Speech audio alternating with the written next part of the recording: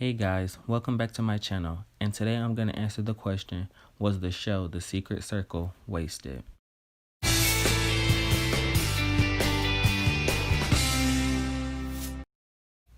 To give a quick summary about the show, it's about a teen witch named Cassie whose mother dies, so she has to move into a new town to live with her grandmother, but later it is revealed to her by 5 other teen witches by the name of Diana, Faye, Melissa, Nick, who dies but later in the series get replaced by his brother Jake and Adam, that she is a witch and they have to do a ritual and bind their magic together and create their own circle. But after binding their circle, a host of problems comes to arise. You had witch hunters, demons, and John Blackwell. As I finished this series, I had realized that this show had a great group of characters, except for 2 I'm going to talk about later in this video, good storylines, and villains that went really well on the show. But before I go on, to answer the question in the beginning, yes, the show was wasted and it ended before it needed to.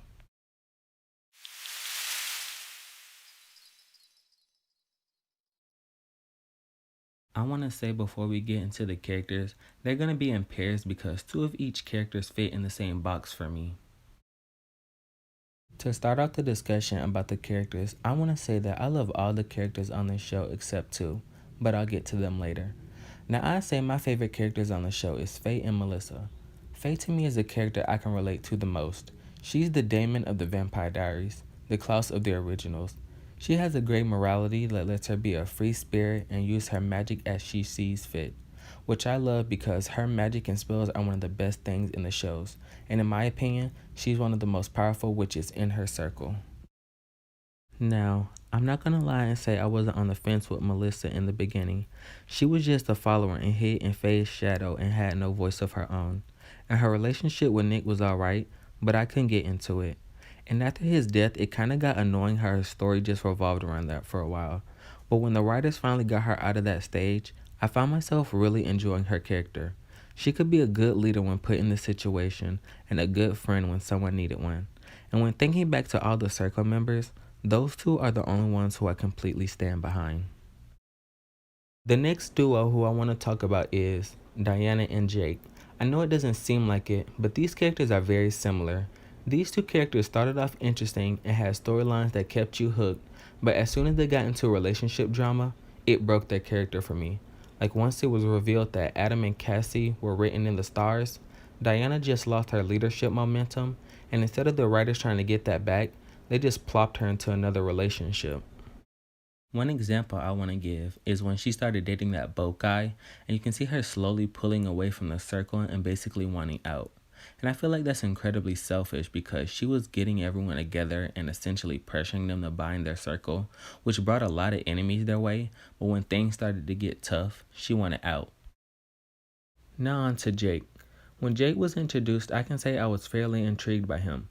You know, he was Nick's brother. The writers were clearly trying to set him up to replace Nick after his death.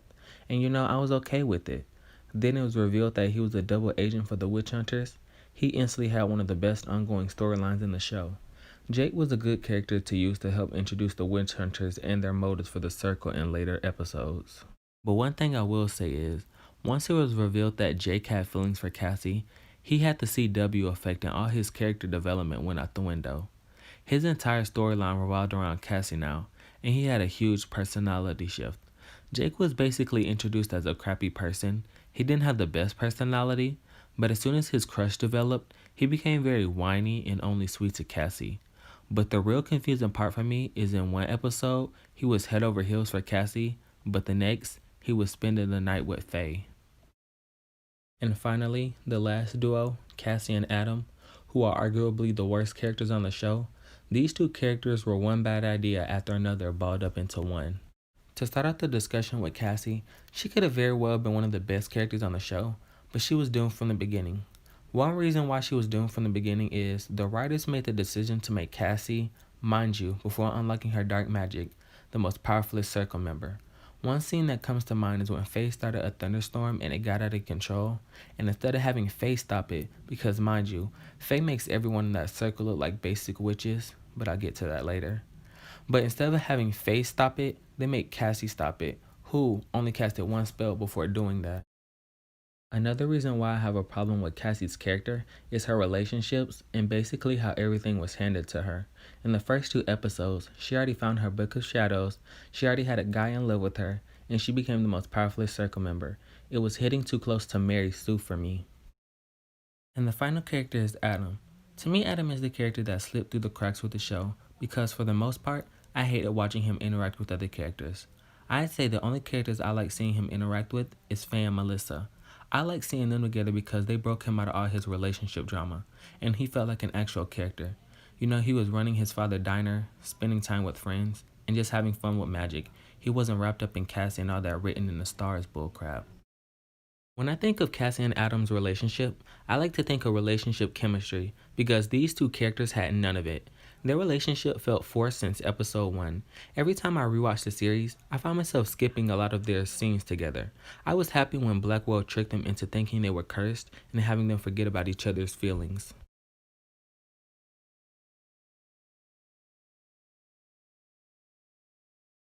I'm going to keep this section short because I genuinely don't have anything bad to say about the villains of the show.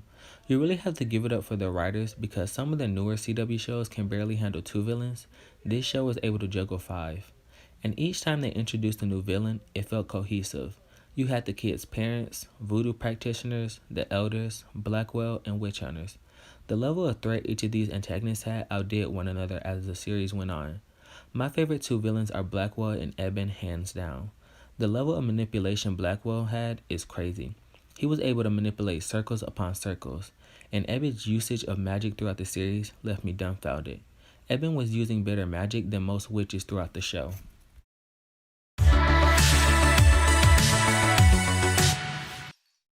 The magic on the show is unique in itself. Like the primal abilities of the witches on the show is channeling, spell casting, elemental control, telekinesis, and potion making. Now, 4 out of the 5 abilities I just named are fairly easy to grasp. The only thing that's really confusing is the spell casting for witches. Now, some people say they cringe when they say spells, which is understandable, but I think I kind of get what the writers were going for when I hear them say spells like lock on lock and heat of the sun, burn like fire, etc. It makes me think of a movie called The Craft. They use spells like light as a feather, stiff as a board, and that makes me think that's what the writers were trying to go for when creating spells. And for the most part, I don't mind that. I think it's creative, but in my opinion, I think it would be hard to come up with spells. The next part of magic I want to talk about is circle magic. If there was one word I would use to describe it, it would be weak. Now mind you, circle magic is supposed to create a link between each member, and while the witches lose access to their individual magic, with 2 or more witches, they were able to use magic. But with a complete circle, it would, and I quote, greatly magnify their magic. In my opinion, we never got to see the true power of the circle, which is sick, twisted, pure, unfiltered dog water. But to give you some good examples, 1, they couldn't stop a guy in his tracks with one demon inside him. Mind you, the entire circle were there. They weren't really trying to put him down, just freeze him in his place, but they couldn't even do that. My second instance is when Cassie was put under a spell that let Eben control her will, and the circle was obviously trying to break the spell. The problem I have with this is, the show is trying to tell me that 5 out of 6 circle members cannot break the spell. I know with 6 members there is great power, but I would think that 5 could do some damage. Even then, I would think 3 could do some damage. And to add more about circle magic, I feel like once they bound their circle, they lost some of their individuality. We never got a sense of how each character could do magic on their own. It was always how someone else wanted to do it because their magic was bound. I feel like the show lost an opportunity to expand with their magic and spells. You know, like since witches could control the elements, show them shooting lightning out of their hands, throwing fireballs, lifting boulders from the ground, or creating miniature tornadoes, or stepping away from the element control, so you could have them astral project. And we know they had the power of conjuration. They could have conjured some illusions. And I'm like 90% sure they could do all of these and more. It's just that they rather use the same spells over and over again, like the spell Lock Unlock.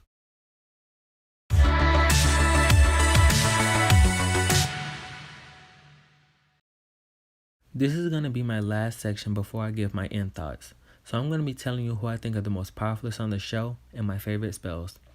To start off, I think the most powerful magic users on the show are Eben, Blackwell, and Faye. Eben for me is number 1 because he has shown that he could defeat anyone he went up against. He took down Blackwell twice, telekinetically put down 3 witches. He then went on to immobilize.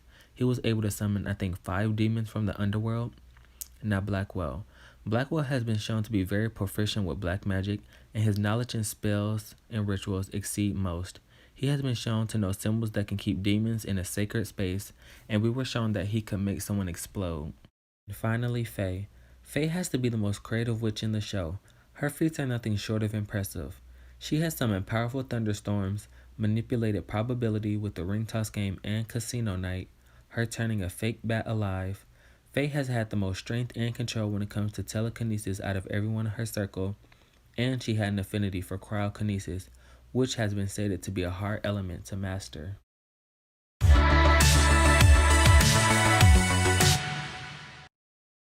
I'm gonna try and end this video on a very positive note because I feel like I've been negative throughout the video.